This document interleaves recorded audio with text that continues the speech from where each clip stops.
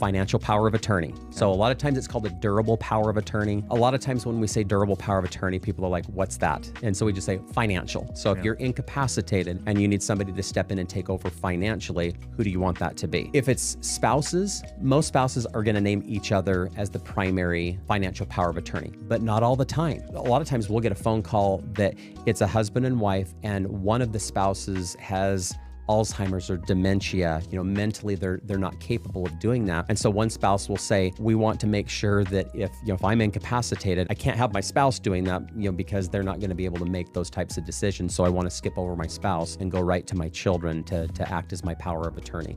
But by and large, most spouses are going to name each other first, and then they're going to name alternates to each other. Now, the most common thing when it comes to a financial power of attorney is you're naming the same people as your successor trustees or your executors. Because most people go, well, that makes sense, because if we die and we're trusting this person or these people to step in and take care of our finances, well, certainly if we're incapacitated, we're still trusting these same people to handle our finances. So a lot of times your executors, successor trustees are the same people as your financial power of attorney alternates. It doesn't have to be that way, but that's probably the most common thing that people do when it comes to that fourth decision.